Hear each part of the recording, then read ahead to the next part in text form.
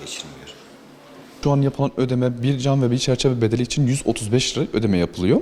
Tabii bu 0.50 dioptri ve düşme ve artmasındaysa bunda fiyat farklılığı gösterecektir. Ama çok yüksek bir meblağda bir artış olmayacaktır. Ve bu durum yine tekrardan hastayı rahatsız etmiş olacaktır. Ve de bu hastayı etkilemiş olacaktır. Yani şu anki ekonomiye bakıldığında ise çok da hasta bu durumdan memnun değil. Şu anda da yapılan zam oranı ise 13 yıldan sonra yapıldı bu zam oranı. Ve 13 yıldan sonra ise de şu an zaten hani yapılan zam da çok da şey değil, nasıl ifade edeyim, memnun edici değil.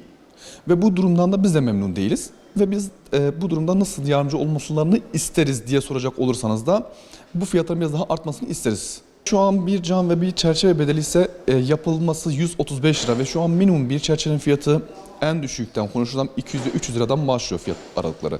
Bir cam için konuşursak normal %30 inceltilmiş bir cam olsa, antrefli özellikli bir cam olsa bu da şu an o da 250 ve 300 liradan başlıyor fiyat aralıkları. Ve bu durumda hiçbir şekilde karşılamıyor.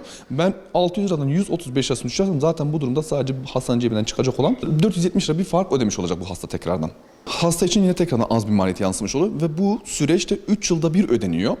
Ve bu süreçte de şu şekilde örnek veriyorum bu tarihi yıl biraz daha düşürebilirler. Örnek veriyorum 1,5 yılda bir olabilir veya 2 yılda bir olabilir. 3 yılda bir ödeme yapılıyor bu durumda. Biraz fiyatının artmasını isteriz. Yapılan bu zam yetersiz geliyor. Hem hastayı da etkiliyor hem bizi de etkiliyor. Maliyetler bayağı bir yükseldi.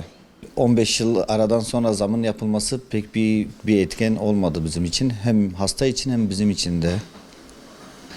Yani %39 ve 200 arası diyor da ve mevlalar düşük olduğundan dolayı zaten ihtiyacı karşılamıyor. Çünkü her şeyin fiyat artışından dolayı yani şu an yapılan zamda hemen firmaların ürüne yansıtması bir de o da bir etken olarak karşımıza çıktı.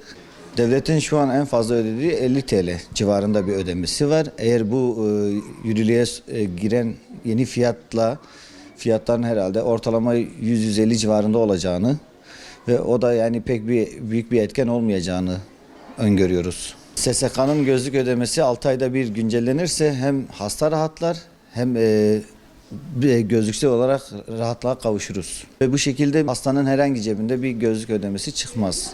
Tabii üst seviye kaliteli daha iyi bir şey talep etmezse. Daha iyi bir cam talep ederse tabii onun farkını öder. Hem ödenen ücret hastanın talebini karşılamıyor. Haliyle bu karşılamadığı zaman bize biraz daha yüklenme oluyor.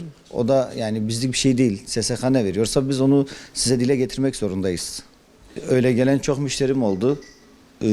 Fiyatı memnun kalmadığından dolayı gözlük almadan çekip gittiği çok oluyor.